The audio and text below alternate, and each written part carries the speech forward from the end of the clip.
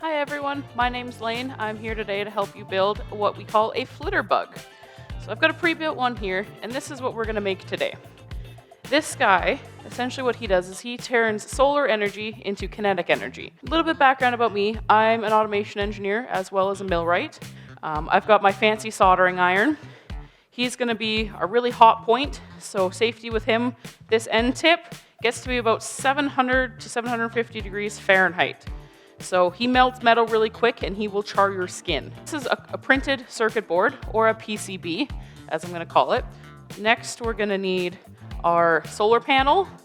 We've got a couple of resistors, because what they do is they slow electricity down. It's kind of like a traffic jam or like a bottleneck for electricity. Next, we're going to have our little motor. He's a nice guy. Have two little connection wires in here, one red, one black. We're going to want to grab those. Notice mine are already stripped back a bit. There's little metal pieces sticking out here. I'll show you approximately how to do that when we get further down. This is a capacitor. Basically what he is he's like a holding cell for our electricity, just because we've got variable levels of electricity coming in. So we're going to have 4 of these guys. These are what we call semiconductors. And these semiconductors have these are two different semiconductors. One is a transistor and one is a voltage trigger. So the transistor is kind of like your kitchen tap. You've got flow there and you're just going to kind of regulate how much voltage you're giving in. Whereas the voltage trigger is more like a light switch. It's either on or it's off. 2 kind of metal squares on the top and the bottom. These are called plant bridges. They'll be labeled plant 1 and plant 2. We're essentially just going to put a bunch of solder on those and connect those 2 sections together.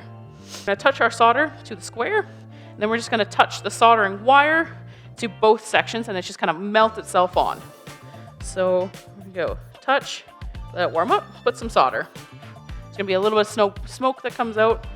So that's that side, and then we're going to move to the other side and do the same thing, put some solder on it. We've got 2 kind of bulbs on there. So now we want to connect those bulbs. So I might need a little bit more solder. We're just going to go in the middle. Oops, that did not work. There we go. And voila, we have plant bridge number 1. And we're going to go to the other one and do the exact same thing. So heat solder wire, and then melt them together. So next, we're going to take our resistors. So they're these fancy little tiny guys over here. They might still be in a plastic housing. We're just going to pull that out. We're going to take our little resistors. We're going to bend each side, or each lead off the resistor down to about 90 degrees. And we're going to slip them above the plant bridges. You'll see a slot that says 100K. That stands for 100,000 ohms, which is the resistance on these resistors. We're just going to poke one side in one hole, one side in the other, pull him all the way through so that he's as flush with this circuit board as we can get him. And then, because I'm alone, I'm just going to bend these bottom leads out a little bit so that it holds them in place. If you're working with a partner, you can have your partner hold it if you want. So next we're just going to flip this guy over and we're going to solder him in. When we put our soldering iron on this, we want to make sure we touch the metal ring as well as the lead. And then heat both of those up. We'll go heat 1, 2, put some solder on. I'm just going to do this with the other one real quick. Heat 1, 2, a little bit of solder, voila. So next I'm just going to go trim these leads off so they're out of the way. So we're going to get pretty busy if we start leaving those on. Flip him back over. We're going to go grab our other resistor and do the exact same thing. We're going to bend him down about 90 degrees.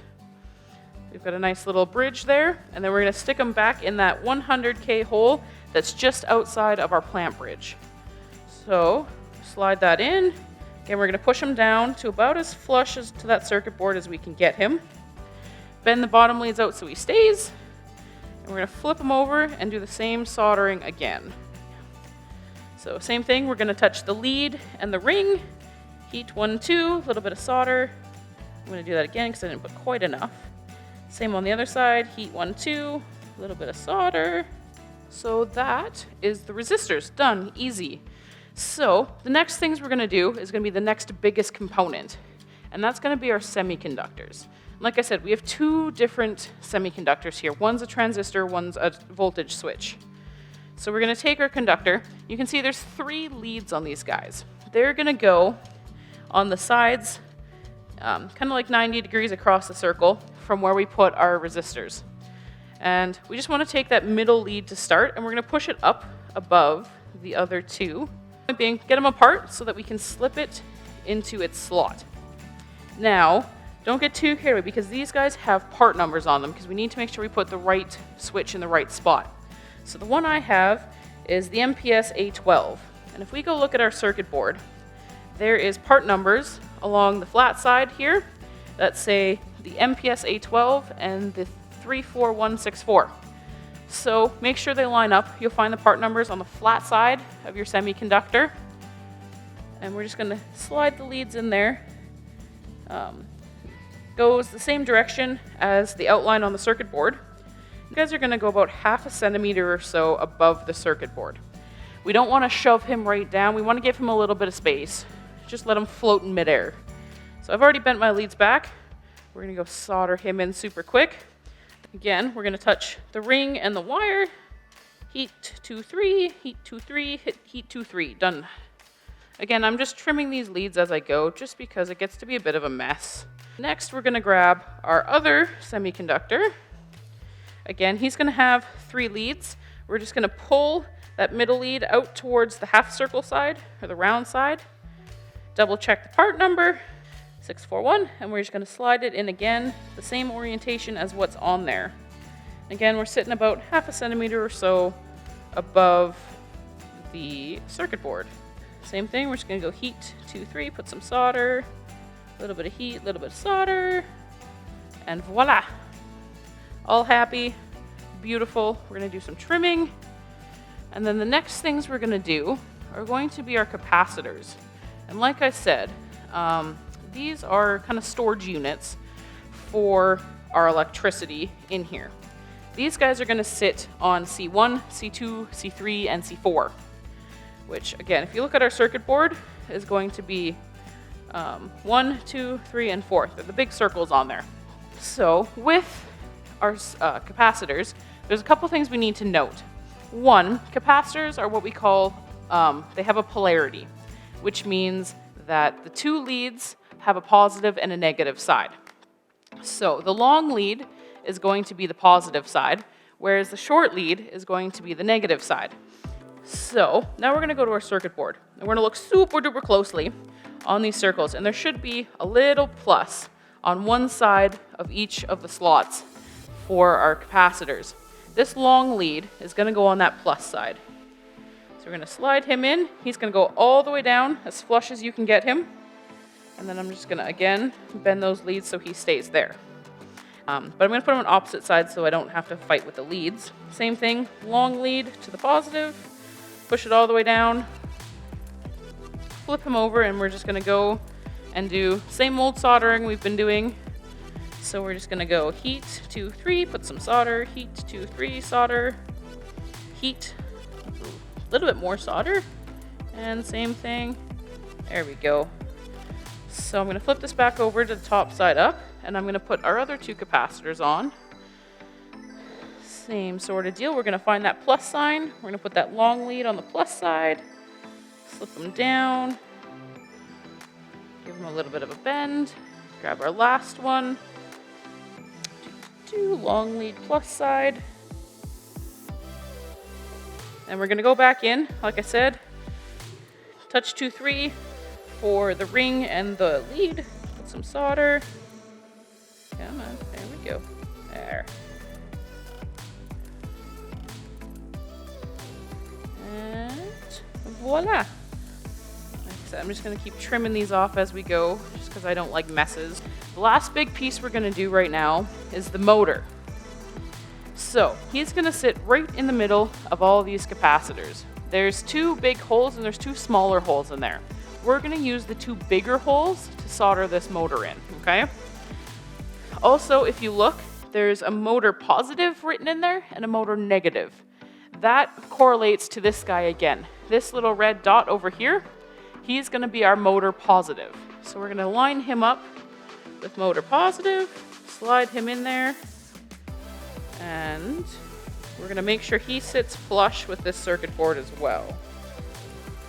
We're going to set him up there. I'm going to hold on to kind of the shaft of the motor. We're just going to heat up as much as we can, throw some solder in there. And then I'm going to do this again because there's not quite enough solder on this side. Heat it up, give it a go. There we go. Same thing, we're still looking for shiny volcanoes everywhere. Especially on these motors, because this motor is going to be kind of like our main component that we're using. If this guy doesn't run or isn't hooked up correctly, nothing's really going to run. And next we're going to grab our solar panel. Now, he has two sides. He also has a positive and a negative side. The distinguisher is the negative side is going to be the side where all these lines point to. So this is where we're going to want our wires. If you have wire strippers, feel free to grab those. If you have side cutters, you can strip your wires that way. You just have to be super careful. I tend to do it with my flush cutters, and I'll just kind of put little indents around and then keep going around little bits. You don't want to press too hard or else you're going to cut right through the wire. But once you get to a point, you can kind of just rip that extra insulation off, and you've got a wire end. We're just going to take our nice clean soldering iron, and we're just going to do a couple little circles and try and get that plastic melted. Now we're going to take some solder. The trick is if your solder isn't sticking, you're still on plastic, so you might have to do a little bit of wiggling. Heat it up. There. Now you can see I've got a nice metal blob on the top of my solar panel there. And we're going to turn and do the same thing on the other side. Same idea. We're going to melt this plastic. Melt it down, and then throw some soldering wire on it. Melt. There we go. Now we get to connect our wires, and this can be tricky. I'm flipping it back over because again, we want the lines facing upwards or towards you. To this side, that's going to be our negative side. We're actually going to heat up this puddle of metal and then press our wire onto it. Going to heat, place, release heat, hold the wire and let it cool, and then the wire is going to stick. Flip that, clamp him in.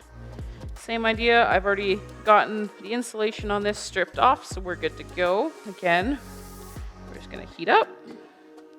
Hopefully I've got enough solder there. Should be good. Nice little connection. Because what we need to do is solder these wires and this panel onto the very tiny holes on this guy, labeled solar for our convenience. Again, there is a plus on the one side. That's where our red wire is going to go. Again, red and anything electrical means live. Live means power. We're going to stick the red wire in the plus side. Make sure you leave enough metal in there that you can still solder it. Don't put the insulation right down to that circuit board. So again, heat, ring and wire, give it some solder, and voila. We're going to do the exact same thing with the black wire. We're going to give it a little bit of a bend. We're going to put it in the side that does not have the plus side on it. And then we're just going to give it some heat, give it some solder, and voila. Now, I already have our lovely 3D printed base put together here. Basically, it comes in two parts. You have your circle part, and you've got your little stand. The little stand is going to slide into the slot here on our circular base. He's going to stand like that. We're going to take our circuit board. We're going to place him in the circle base here, and then we're going to take our solar panel, very gently bend him this way, hot dog way, and put him in the little stand there.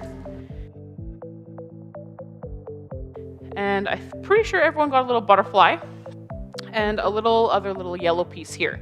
On this yellow piece, there's a bunch of different holes on the bottom. There's a bigger hole, and then there's a couple smaller ones. Now the smaller ones are where your butterfly is going to hook in.